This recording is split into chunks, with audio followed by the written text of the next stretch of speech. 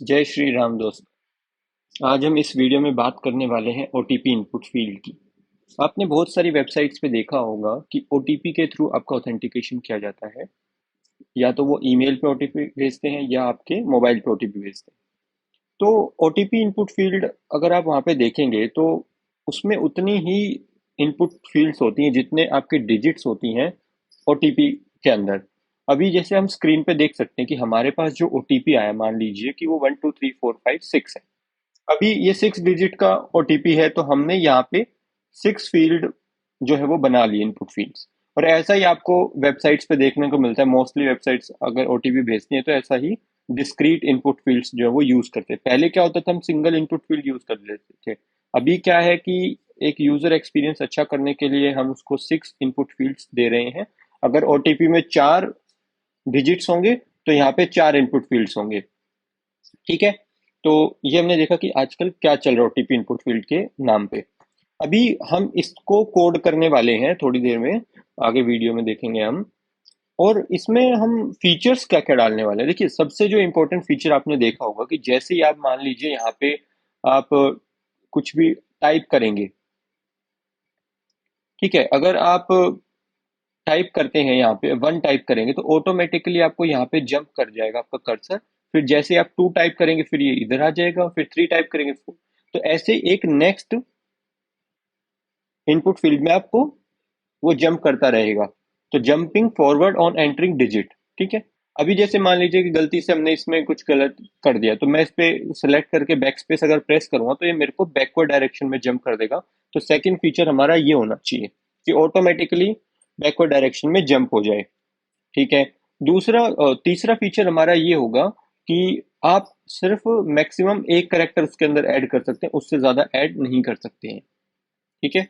फिर एक अच्छा फीचर हम कह सकते हैं कि कॉपी पेस्ट फीचर होगा। मान लीजिए कि आप ने ओटीपी कॉपी किया, और चाहे आप मोबाइल पे हो या डेस्कटॉप पे हो, तो आपने डायरेक्टली लाके उसको पेस्ट कर दिया तो ऑटोमेटिकली फिल कर देगा सभी बॉक्सेस के अंदर। अभी मैंने कुछ वेबसाइट्स पे देखा कि अगर आप फर्स्ट इनपुट फील्ड में जाके कंट्रोल वी करते हो या पेस्ट करते हो तो वो सही तरीके से ओटीपी फिल कर देता है। लेकिन अगर आप फर्स्ट के अलावा किसी भी फील्ड में जाके पेस्ट करोगे तो मैंने नोटिस किया कि वहाँ प्रॉब्लम है, वहाँ पे कंप्लीट ओटीपी नहीं कर पाता, वो कुछ ना कुछ जो है डिजिट जो है मिस कर देता है। तो इस प्रॉब्लम को भी हमने सॉल्व किया है इस कोड के अंदर। तो यहाँ पे आप देख पाएंगे कि हम किसी भी इनपुट फील्ड में जाएंगे, अगर हम पेस्ट करते हैं तो वो 6 के 6 जो डिजिट्स हैं वो फिल कर देगा हमारी इनपुट फील्ड्स के अंदर। और कोड में हम और भी कुछ इंपॉर्टेंट एस्पेक्ट्स देखेंगे कि किस तरीके से हमने इस चीज को इम्प्रूव किया है। तो चलिए अब कोड देखते हैं। दोस्तों, कोड देखने से पहले एक बार हमें इसका जो हमने प्रोजेक्ट बनाया है इसका लाइव डेमो देख लेना चाहिए। तो आप वीडियो डिस्क्रिप्शन में जाकर वहां से गिटहब लिंक ले सकते हैं, या वहां पर मैंने जो है लाइव जहाँ पे मैंने इसको डिप्लॉय किया है नेटलिफाई के ऊपर वो लिंक भी है। अभी मैं गिटहब रिपोजिटरी में हूँ तो मैं यहाँ से इसको ओपन कर लेता हूँ। मैंने क्लिक कर दिया है, अभी ये ओपन हो गया हमारे सामने। तो कुछ इस तरीके का ये दिखता है हमारा। डिजाइन हमने एकदम बेसिक रखा है, हमने फीचर्स पे फोकस किया है। तो चलिए देखते हैं कि हमारे फीचर्स क्या क्या थे। अभी आप देख सकते हो कि आप ऐसे किसी पे भी क्लिक कर सकते हो। अभी जब ये फर्स्ट टाइम लोड होगा तो ऑटो फोकस होकर ये पहले वाले इनपुट फील्ड के अंदर हमारा कर्सर होगा। अभी जैसे मान लीजिए हमारा ओटीपी था 123456। अभी मैं इसमें वन टाइप कर देता हूँ। तो देखा आपने, जैसे ही मैंने टाइप किया हमारा जो फोकस था, हमारा जो कर्सर था वो नेक्स्ट इनपुट फील्ड में चला गया। और ऐसे ही अगर मैं आगे डिजिट्स टाइप करूंगा तो ये ऐसे जाता रहेगा जब तक ये लास्ट इनपुट फील्ड में ना पहुंच जाए। अभी जो आपने देखा कि लास्ट इनपुट फील्ड में आने के बाद फोकस चेंज नहीं हुआ, वो वही रहा, लेकिन जो हमारा बटन था वो अपडेट हो गया। वो डिसेबल स्टेट में था, अब वो एक्टिव स्टेट में आ गया। अगर आप इस पे क्लिक करते हो तो यहाँ पे आपको ओटीपी दिखाई देगा जो आपने फिल किया है। ठीक है। अभी मान लीजिए मैं इसको मिटाना चाहता हूँ तो मैं 6 को मिटा दूंगा। तो इसमें ऐसा होता है कि जैसे ही आप उसको इरेज करेंगे आप एक बैकवर्ड डायरेक्शन में पहुंच जाएंगे। ठीक है। आप चाहे तो टैब का यूज करके या जो डिजिट आपकी 5 पहले से उसको लिख दीजिए, या आप दोबारा से आगे उसमें आ जाएंगे। और यहाँ पे मान लीजिए आप 6 की जगह 8 करना चाहते थे तो 8 हो गया। अभी टैब दबा के वेरीफाई बटन पे जाइए, एंटर प्रेस कीजिए, तो ये पूरा कीबोर्ड एक्सेसिबल भी है। तो ओके कीजिए, देखिए आपका ओटीपी आपने देखा अलर्ट में आ रहा था वो। तो ये हमारे पास कॉन्सेप्ट है। अभी ये हमने देख लिया। अभी कॉपी पेस्ट फीचर के लिए हम थोड़ा सा इसको फुल स्क्रीन से बाहर आते हैं। और मान लीजिए कि मैं यहाँ पे एक नंबर टाइप कर देता हूँ 12987। ये 6 डिजिट का एक नंबर है, मैंने कॉपी किया। ठीक है, अभी मैं क्या करता हूँ, इन सबको हटा भी सकता हूँ या ऐसे भी रख सकता हूँ। मैंने यहाँ पे आया और यहाँ पे मैंने कर दिया पेस्ट। तो आप देख सकते हैं जो नंबर मैंने कॉपी किया था, हमारा जो नंबर था 129873, और ये भी 129873 हो गया। अगर मैं वेरीफाई ओटीपी पे करता हूँ तो यही नंबर मेरे को यहाँ पे दिख रहा है। तो ये हमने इसका डेमो देख लिया। ठीक है, और दूसरी चीज आप देख सकते हो कि जब भी आप टाइप करोगे तो मैक्सिमम आप सिर्फ एक ही डिजिट इसमें टाइप कर सकते हो, उसके बाद कुछ नहीं टाइप कर। मैं बटन प्रेस कर रहा हूँ लेकिन कुछ हो नहीं रहा है। ठीक है, तो हमने ये भी कंडीशन लगाई है कि आप सिर्फ एक ही डिजिट जो इसमें मैक्सिमम टाइप कर पाएंगे। तो ये भी डेमो था, अभी हम इसका कोड देखते हैं। तो दोस्तों, अभी हम कोड देखने से पहले एक बार इस प्रोजेक्ट का फोल्डर स्ट्रक्चर देख लेते हैं। तो इसके अंदर यहाँ पे सोर्स फोल्डर है जिसके अंदर app.css फाइल है। इसके अंदर हमारी सारी CSS है, और index.jsx आपको पता है कि जो हमारी मेन फाइल होती है वो है। इसके अंदर हमने हमारा जो मेन कंपोनेंट है ऐप कंपोनेंट, उसको कॉल किया है। इसके पास एक प्रॉप है जिसका नाम फील्ड काउंट है। कितनी फील्ड्स हम इनपुट फील्ड्स हम ड्रॉ करना चाहते हैं स्क्रीन पे वो है। तो इसके लिए मैंने 6 वैल्यू एंटर की है। ठीक है, अभी जो हमारा मेन कंपोनेंट है app.jsx है, इसके अंदर हम आ जाते हैं। सबसे पहले यहाँ पे मैंने एक स्टेट बनाई है यूज स्टेट हुक की मदद से, जो कि रिएक्ट हमें प्रोवाइड करता है। तो यहाँ पे आप देख सकते हो कि मैंने जो 6 फील्ड ली है उनके लिए यहाँ पे एक इंफॉर्मेशन जनरेट की है कि हर एक फील्ड की एक आईडी और नेम होगा। तो एक हर फील्ड के लिए एक ऑब्जेक्ट बना के हमने स्टोर कर लिया। तो टोटल 6 ऑब्जेक्ट हैं, हमने इस एरे के अंदर वो स्टोर कर लिया। आप देख सकते हो कि एक एरे है और इसके अंदर ऑब्जेक्ट एक जाएगा, जिस ऑब्जेक्ट जाएंगे 6 ऑब्जेक्ट जाएंगे। हर एक ऑब्जेक्ट के अंदर आईडी और नेम, दो फील्ड होंगी, दोनों स्ट्रिंग है जिनको हम बाद में यूज करेंगे जब हम अपने इनपुट फील्ड को रेंडर करेंगे। उसके बाद एक फाइनल वैल्यू करके मैंने यूज स्टेट की मदद से अगेन फिर से एक स्टेट डिक्लेयर किया है। इसको हम यूज करेंगे बाद में जब वैल्यू हमें बैकएंड पे भेजनी होगी, या अभी आपने देखा वेरीफाई बटन पे क्लिक करने से जो वैल्यू आपको अलर्ट बॉक्स में शो होती है वो यहीं से आती है। उसके बाद हमने कुछ फंक्शंस लिखे हैं वो हम देखेंगे बाद में। और यहाँ पे कंसोल डॉट लॉग है, जो भी फाइनल वैल्यू हमारी आती है उसको हम यहाँ पे हर एक री रेंडर पे शो करते जाते हैं कि क्या वैल्यू हमारे पास आ रही है। उसके बाद ये हमारा मेन स्ट्रक्चर है जो रेंडर हो रहा है स्क्रीन पे। इसके अंदर मेन एलिमेंट है, उसके बाद डिव है। डिव हमारा मेन कंटेनर है, ओटीपी कंटेनर, जिसके अंदर हम सारी की सारी इनपुट फील्ड्स को स्टोर कर रहे हैं। और एक बटन है वेरीफाई ओटीपी। ओके, तो अभी हमने ऊपर डिस्कस किया ये वाला जो एरे है इसके अंदर सभी इनपुट फील्ड के लिए इंफॉर्मेशन है। तो हमने मैप यूज किया और इसको यहाँ पे हमने एक इनपुट फील्ड डाल के रेंडर कर दिया। इससे क्या होगा, सॉरी, इनपुट एलिमेंट डाल के रेंडर कर दिया। तो 6 है तो ये 6 बार चलेगा। ठीक है, तो सबसे पहले तो डेटा इंडेक्स इस तरीके से आपको पता है कि हमें अगर कोई इंफॉर्मेशन स्टोर करनी है किसी भी HTML एलिमेंट पे तो हम ऐसे डेटा प्रीफिक्स यूज करके ऐसे स्टोर कर सकते हैं। उसके बाद हमने की पास किया है। कि हमें पता है हम इसलिए पास करते हैं क्योंकि रिएक्ट को जब हम सेम टाइप एलिमेंट्स देते हैं, अभी यहाँ पे इनपुट फील्ड है, 6 इनपुट फील्ड है, सारे के सारे सेम टाइप है। तो रिएक्ट को आसानी रहती है उन चीज़ों को डिफ्रेंशिएट करके देखने में। तो इसीलिए हमने की पास की है और जो आईडी हमने स्टोर की थी उसको हम यहाँ पे यूज कर रहे हैं। फिर इनपुट फील्ड के लिए एक आईडी पास की, नेम पास किया है जो कि ऊपर हमने जनरेट कर लिया है। टाइप जो है वो हमने टेक्स्ट रखा है। ऑटो फोकस के लिए हमने क्या किया है कि जो ओटीपी इनपुट्स एरे है उसके अंदर जो फर्स्ट एलिमेंट है उसकी आईडी, और आइटम डॉट आईडी जो करंट आइटम यहाँ पे रेंडर हो रहा होगा, ठीक है, उसकी आईडी अगर मैच करती है तो ऑटो फोकस हो जाएगा।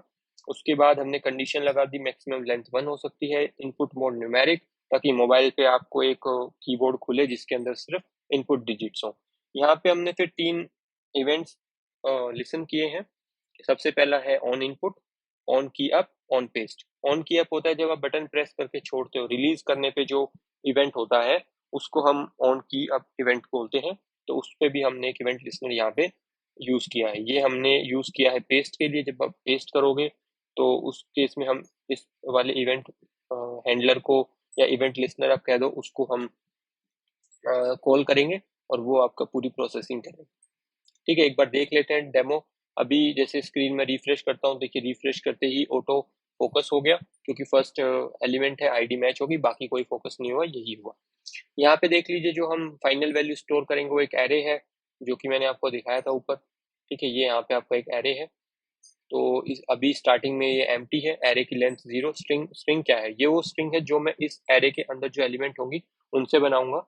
और उसमें क्या होगा कि एम्प्टी स्ट्रिंग्स उसमें नहीं जाएंगी। अगर कोई एम्प्टी वैल्यू रहेगी तो वो उसमें नहीं जाएगी। यहाँ पे मैंने ज्वाइन कर दिया है, अगर एम्प्टी वैल्यू होगी कोई तो उसको उसके साथ ज्वाइन कर दो। फंक्शन आपको पता होना चाहिए, बेसिक एरे फंक्शन है, ठीक है। तो उसकी लेंथ हमेशा, अगर उसमें आप 6 एम्प्टी स्ट्रिंग्स डाल दोगे तो उसकी लेंथ 0 हो जाएगी, ठीक है। अभी जैसे मान लीजिए एक बार चला के देखते हैं, जैसे 1 2 3 4 5 6, ये देख रहे हो जैसे जैसे मैं टाइप करता गया ये ऑटो जंपिंग होती चली गई। और यहाँ पे भी आपने देखा कि जब स्टार्टिंग में कुछ भी नहीं था, फिर मैंने 1 टाइप किया तो 1 आ गया, 2 टाइप किया तो 2 आ गया, 3 टाइप किया 3 4 5 6 ऐसे आता चला गया। और यहाँ पे एरे की लेंथ और स्ट्रिंग की लेंथ इंक्रीज होती चली गई। जब दोनों इक्वल हो गए तो वेरीफाई ओटीपी जो है वो इनेबल हो गया। ये भी आपने देखा फॉरवर्ड डायरेक्शन में। अभी जैसे मैं बैक स्पेस दबाऊंगा तो एक सबसे पहला काम क्या होगा, 6 को इरेज करेंगे और उसके बाद जो है वो बैकवर्ड जंपिंग हो रही है। तो यहाँ पे दो काम हो रहे हैं, बैक स्पेस दबा दिया, ठीक है। अभी देखो बैक स्पेस मैंने दबा के रखा हुआ है, छोड़ा नहीं है। तो बैक स्पेस दबाने से 6 इरेज हो गया। अभी जैसे ही छोड़ूंगा देखना 5 जो फिफ्थ हमारी इनपुट फील्ड है उसके अंदर चला जाएगा और उसको सेलेक्ट भी कर लेगा। देखिए मैंने छोड़ दिया, तो जैसे ही मैंने अब छोड़ दिया तो आपने देखा कि किस तरीके से इसने बैकवर्ड डायरेक्शन में जाके जो भी उसके जस्ट बिफोर सिबलिंग था। सिबलिंग क्या हो गया, ये एक इनपुट फील्ड है, एक ही कंटेनर में है। देखिए ये सब जो है मैं आपको दिखा देता हूँ। डिव के अंदर जाएंगे, मेन के अंदर जाएंगे, ये आपका मेन कंटेनर है। इसके अंदर ये सारे जो इनपुट है एक दूसरे के लिए सिबलिंग है। इसका सिबलिंग ये है, इसका सिबलिंग ये है, इसका सिबलिंग ये है, ये प्रीवियस सिबलिंग है। जब मैं इस डायरेक्शन में आऊंगा तो नेक्स्ट सिबलिंग हो जाएंगे, जब मैं इस डायरेक्शन में जाऊंगा तो वो प्रीवियस सिबलिंग हो जाएंगे। स्क्रीन पे भी आपको दिख रहा होगा, मतलब लेफ्ट साइड पे भी, ठीक है। ओके, ये इतना आपको समझ में आ गया। एक बार फिर से देख लेते, मैं 7 टाइप कर देता हूँ। तो यहाँ पे आप देखो एम्प्टी था, उसके बाद 7 आ गया। यहाँ पे मैंने आपको बताया था कि मैं ज्वाइन फंक्शन यूज कर रहा हूँ, तो यहाँ पे आपने देखा कि 5 एलिमेंट थे जो नॉन एम्प्टी थे और एक एम्प्टी था। तो एरे की लेंथ तो 6 है क्योंकि एम्प्टी भी उसके अंदर स्टोर हुआ है, लेकिन स्ट्रिंग जो जनरेट करी है मैंने इन एलिमेंट से, उसके अंदर ये एम्प्टी वैल्यू नहीं गई है, इसी वजह से उसकी लेंथ 5 है और इसी वजह से बटन जो था वो डिसेबल हो गया था, ठीक है। ओके, ये आपको समझ में आ गया। अब देखिए मैं बैक स्पेस दबा रहा हूँ, बैक स्पेस दबा दिया, वैल्यू हट चुकी है। यहाँ पे आप देख सकते हो एम्प्टी हो चुका है वो, ओके। लेकिन मैंने अभी बैक स्पेस जो है वो छोड़ा नहीं है। अब मैंने बैक स्पेस छोड़ दिया तो ये देखिए आप, इसने प्रीवियस सिबलिंग पे जाके फोकस कर लिया और जो भी उसके अंदर वैल्यू थी उसको सेलेक्ट कर लिया, ठीक है। ये बेसिक डेमो मैंने दोबारा तुमको दे दिया, प्रॉपरली समझा के एक्सप्लेन करके। कुछ कोड का जो पार्ट था वो भी एक्सप्लेन किया। अभी हम देखते हैं जो मेन हमारा है। सबसे पहले ऑन इनपुट इवेंट पे जो हम इवेंट हैंडलर कह लो, इवेंट लिस्टनर जो लगा रखा है उसको समझते हैं। देखिए यहाँ पे मैं क्या चेक कर रहा हूँ, देखो यहाँ पे आपको बेसिक जावास्क्रिप्ट की थोड़ी नॉलेज होनी चाहिए, उसमें हम नहीं जाएंगे, नहीं तो वीडियो बहुत लंबी हो जाएगी। ये सिंपल सा एक कोड है जो कि ये चेक करता है कि आपका जो नंबर या कोई भी जो आपने की प्रेस की है, ठीक है, वो जो वैल्यू है क्या वो इंटीजर है। अगर वो इंटीजर है तो वो इस लूप में नहीं जाएगी, सॉरी इस कंडीशन में नहीं जाएगी, इस कंडीशन में नहीं जाएगी। अगर वो एक नंबर नहीं है, is not a number, number नहीं है, तो हम क्या करेंगे, उस वैल्यू को एम्प्टी सेट कर देंगे और यहाँ पे वो वैल्यू हम स्टोर भी कर रहे हैं। ये भी आपका बेसिक रिएक्ट में किस तरीके से हम स्टेट को अपडेट करते हैं वो है। अब ये डेटा सेट इंडेक्स कहाँ से आ रहा है, ये मैंने आपको बताया था कि हम इनिशियली स्टोर कर रहे हैं यहाँ पे सब चीजें। ये देखिए डेटा इंडेक्स 0 1 2 5 तक हम स्टोर कर रहे हैं, तो ये यहीं से हम डेटा सेट, आपको पता है कि ई डॉट टारगेट जो करंट एलिमेंट आपका होता है, जैसे अभी आपका यहाँ पे है, तो ये ई डॉट टारगेट इसको रिप्रेजेंट करता है। डेटा सेट जो होता है वो इस तरीके के जो डेटा प्रीफिक्स से स्टार्ट होने वाले वेरिएबल्स होते हैं उनको स्टोर करके रखता है और यहाँ पे हमें एक्सेस करने में हमारी मदद करता है। तो मैं ऐसे एक्सेस कर पा रहा हूँ इसको। और जो वैल्यू मैंने को यहाँ से मिली थी, जैसे मैंने अगर मान लीजिए यहाँ पे 6 टाइप कर दिया, तो मैं आपको दिखा देता हूँ। देखिए अगर मैंने यहाँ पे 6 टाइप करूंगा, ठीक है, अभी इसको समझते हैं कैसे हुआ ये। मैंने 6 टाइप किया, 6 एक नंबर होता है, लेकिन ये तो इज नॉट ए नंबर वाली बात है, तो ये वाली कोड जो है वो नहीं चलेगा क्योंकि 6 तो एक नंबर है। उसके बाद हम इसमें आ जाते हैं, 6 एक नंबर है और जो हम लास्ट फील्ड में थे उसका इंडेक्स था 5, ठीक है। और एरे के अंदर भी जो इंडेक्स वो 5 है क्योंकि 0 से यहाँ इंडेक्स होता है। जावास्क्रिप्ट के अंदर जो एरे होता है उसकी जो इंडेक्सिंग होती है 0 से स्टार्ट होती है, ठीक है। तो उसके बाद फिर हमने फिफ्थ पे जो है स्टोर कर दिया और उसके अंदर 6 जो है वो वैल्यू चली गई। ये आपने देख लिया, यहाँ से यहाँ पे अपडेट हो चुका है ये। ओके, उसके बाद ये जंप कैसे करा, इसमें जंप नहीं किया क्योंकि इसमें ये वाली कंडीशन तो ट्रू हो गई, क्योंकि जैसे ही मैंने 6 टाइप किया तो जो इनपुट फील्ड है उसकी वैल्यू की लेंथ 1 हो गई। लेकिन अब अगर आप इसमें जाएंगे, यहाँ पे इंस्पेक्टर में चेक करें, तो ये लास्ट इनपुट फील्ड है, इसके आगे कोई भी इसका सिबलिंग नहीं है। ठीक है, जो इस कंटेनर में होना चाहिए था लेकिन है ही नहीं, तो ये आगे यहाँ पे आपको अनडिफाइंड मिल जाएगा या फॉल्स मिल जाएगा। नल मिल सकता है, अनडिफाइंड मिल सकता है, तो उस केस में ये जो अनडिफाइंड होगा या नल होगा तो उनकी जो बूलियन वैल्यू होती है फॉल्स होती है। तो उस केस में ये इफ कंडीशन फॉल्स हो जाएगी और ये वाला जो कोड है वो चलेगा ही नहीं। ठीक है, अगर मैं इन सबको क्लियर कर देता हूँ, देखिए। ठीक है, और अभी जैसे मान लीजिए मैं टाइप करता हूँ, अभी आपने एक चीज देखी, यहाँ मैंने सबको डिलीट किया, तो ये एम्प्टी कैसे स्टोर कर रहा है, ये इसीलिए कर रहा है क्योंकि जब मैंने उसको बैक स्पेस दबाया तो वो खाली हो जाता है, वो एक ऐसा एम्प्टी स्पेस आ जाता है। ठीक है, उस एम्प्टी स्पेस को पार्स करके मैंने इंटीजर में कन्वर्ट किया। ठीक है, तो वो एक नंबर नहीं निकला, तो एक नंबर नहीं है। तो उस केस में क्या होगा, E dot target dot value, उसकी वैल्यू हम एम्प्टी अगेन असाइन कर देंगे। ठीक है, और उसको हम यहाँ पे स्टोर करवा लेंगे वापस से। जो भी इंडेक्स आपको पता है हम कैसे निकाल रहे हैं, और ये वैल्यू कहाँ से हमें मिल रही है वो हमें पता है, जो इवेंट लिसन कर रहे हैं उसके ऊपर ही हमें वैल्यू मिलती है। तो ये सेम चीज हमने करी है यहाँ पे। और अभी जैसे मान लीजिए मैं 8 टाइप करता हूँ, 8 यहाँ पे आप देख सकते हो, यहाँ पे 8 आ चुका है। 4 टाइप करता हूँ तो यहाँ पे 4 आ चुका है। 5, 8, 1, 2। तो दोबारा आपने देखिए किस तरीके से चीजें काम करती हैं। ओके, अब हम जो हमारा दूसरा फंक्शन है उसके बारे में समझते हैं, हैंडल की अप। ये मैंने आपको अभी दिखाया भी था कि जब मैं 6, मान लीजिए यहाँ पे 2 है, मैंने अभी बैक स्पेस बटन दबा दिया, तो आपने एक चीज देखी, जैसे ही मैंने बैक स्पेस दबाया इसकी वैल्यू हो गई एम्प्टी। तो हमारे वो ऑन इनपुट वाले इवेंट हैंडलर में जाके उसने स्टेट को, एरे को अपडेट कर दिया। तो यहाँ पे आप देख सकते हो ये वैल्यू जो है आपकी एम्प्टी हो चुकी है, क्योंकि यहाँ पे भी एम्प्टी वैल्यू हो गई है। अब जैसे ही मैं बैक स्पेस छोड़ूंगा तो ये क्या करेगा, ये जो इसका प्रीवियस सिबलिंग है वो ये है, इसमें जाएगा, इसकी वैल्यू को सिलेक्ट कर लेगा। देखिए मैं छोड़ दिया, अब इसने पहले तो ये पिछली जो इसका प्रीवियस सिबलिंग है उसमें पहुंच गया, इसको सेलेक्ट कर लिया। ये कहाँ हो रहा है ये देखिए, अगर आप बैक स्पेस दबाते हो, ठीक है, और जिस फील्ड के अंदर आपने बैक स्पेस प्रेस किया उसकी वैल्यू आपने देखा कि एम्प्टी हो गई, उसकी वैल्यू की लेंथ 0 हो गई, और उसका प्रीवियस सिबलिंग अगर है तो उस केस में वो प्रीवियस सिबलिंग पे फोकस करेगा और उसके अंदर जो वैल्यू होगी उसको सेलेक्ट कर लेगा। ठीक है, ये हमें समझ में आता है। देखो बैक स्पेस प्रेस करने से वैल्यू एम्प्टी होती है, लेकिन बैक स्पेस छोड़ने पर ये वाला कोड रन होता है, क्योंकि बैक स्पेस दबाने पे वैल्यू एम्प्टी हो चुकी है तो उसकी लेंथ 0 आएगी, तो छोड़ने पे ये वाला कोड काम करता है। और मोबाइल फोन के लिए हमने ये वाली कंडीशन यहाँ पे यूज की है। ठीक है, इसके बारे में आपको थोड़ा पढ़ना पड़ेगा, कुछ काम आपको भी करना होगा। चलिए, अब हमारा जो लास्ट जो फीचर है वो है हमारे पास पेस्टिंग का। अगर मैंने ओटीपी कॉपी किया है, मैं चाहता हूँ मैं पेस्ट करूँ, तो वो कैसे होगा, देखिए। अगर आपने, मैं कैसे समझाता हूँ आपको। देखिए, एक मैं नंबर ले लेता हूँ, 987789, 6 डिजिट का एक नंबर है, और मैं इसको कॉपी कर लिया यहाँ से। अभी मैं इसको एक बार के लिए यहाँ से रिफ्रेश कर देता हूँ। ये देखिए आप, ये अभी एरे के अंदर कुछ भी नहीं है। अब मैं चाहूँ तो इसमें किसी भी फील्ड पे क्लिक करके कर सकता हूँ। ठीक है, बहुत सारी वेबसाइट ऐसी होती है जहाँ पे आपको फर्स्ट इनपुट फील्ड पे क्लिक करना पड़ेगा, तभी आपका copy paste function properly work करेगा। लेकिन मैं देखिए यहाँ पे भी अगर मैं क्लिक करता हूँ ना, और अगर मैं कंट्रोल वी कर देता हूँ, या यहाँ से मैं कंट्रोल वी छोड़िए, पेस्ट पे क्लिक कर देता हूँ, ये देखिए इसने वैल्यू फिल कर दी। जो वैल्यू हमने 987789 ये वैल्यू हमने रखी थी, यहाँ पे आप देखिए पूरा एरे जो है आपका अपडेट हो गया एक बार में ही।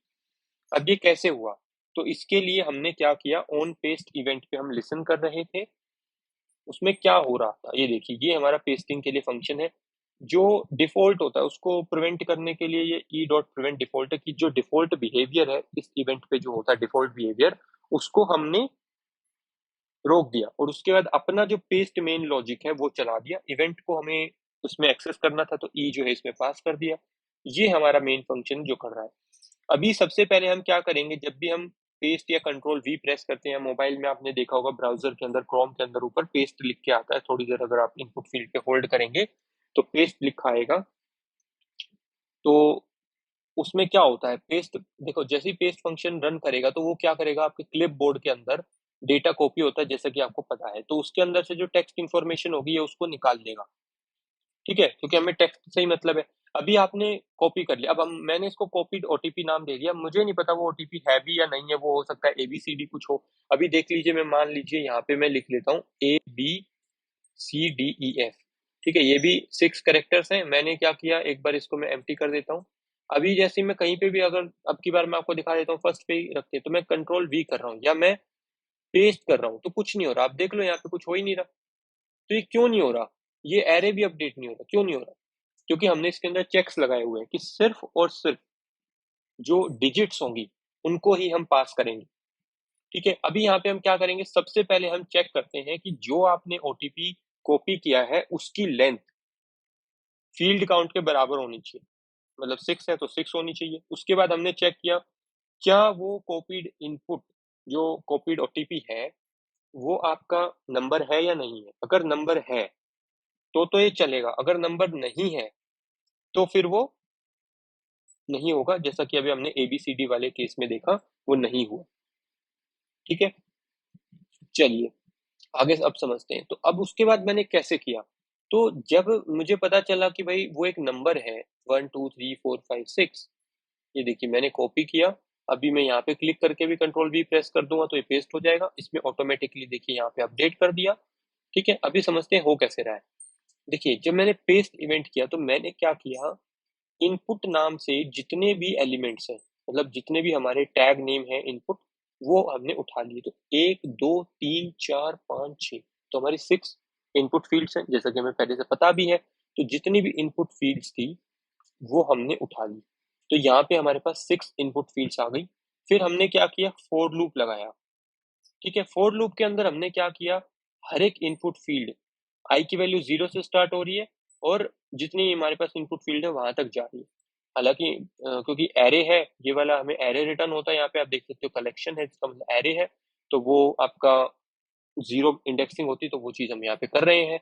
हर एक इनपुट फील्ड की वैल्यू हम, ये कॉपीड ओटीपी जो आपका ये स्ट्रिंग है, स्ट्रिंग अपने आप में एक एरे होता है, एरे ऑफ कैरेक्टर्स, तो उसका भी वही सेम एलिमेंट उठा के इसके अंदर पेस्ट करते चले जाते हैं। तो जो मैं आपको बता रहा था, जब मैं कंट्रोल V प्रेस करता हूँ तो यहाँ पे जो हमारे पास नंबर था 1, तो उसमें क्या होता है कि फर्स्ट इनपुट फील्ड है उसकी वैल्यू के अंदर 1 चला जाता है, सेकंड के अंदर सेकंड, थर्ड के अंदर थर्ड, फोर्थ के अंदर 4, 5 फिफ्थ के अंदर 5 और सिक्स्थ के अंदर 6 चला जाता है, ठीक है। यहाँ पे 0 से स्टार्ट होगा क्योंकि इंडेक्सिंग 0 बेस होती है। उसके बाद ये देखिए लास्ट फील्ड को फोकस में भी कर दिया जाता है। देखिए कैसे होता है ये, अभी मैं दोबारा से कोई नंबर ले लेता हूँ, इसको हटा के 987009, ठीक है। अभी कॉपी कर लिया, इसको मैं हटा देता हूँ सबको। अभी मैं कंट्रोल V करता हूँ तो देखिए लास्ट जो फील्ड है हमारी वो फोकस हो चुकी है। ये कैसे हुआ, ये हमने यहाँ पे कोड लिखा हुआ है कि जितनी लेंथ है, लेंथ है 6 -1 5, 5 जो 0 बेस इंडेक्सिंग है तो ये फिफ्थ हो जाएगा, ये 0 ये 1 2 3 4 5, तो फिफ्थ वाली इनपुट फील्ड को फोकस कर देगा, हो गया। और जो हमने ओटीपी कॉपी किया था उसको एरे फ्रॉम, जो वो एक स्ट्रिंग है, स्ट्रिंग से हमने एरे जनरेट करा और उसको डायरेक्टली स्टोर कर दिया। तभी आप देख रहे हो कि यहाँ पे एकदम से ही हम ये स्टोर कर लेते हैं अपने एरे के अंदर भी। ये देखिए यहाँ पे बिल्कुल एम्प्टी था, एकदम से ही अगले स्टेप में ही स्टोर हो गया, तो वो हम यहाँ से कर रहे हैं। तो ये पूरा कोड मैंने लिखा है, आप इसको एक बार खुद से भी एनालाइज कीजिए, समझिए। अगर आपको कोई भी डाउट है तो आप कमेंट सेक्शन में बता सकते हैं।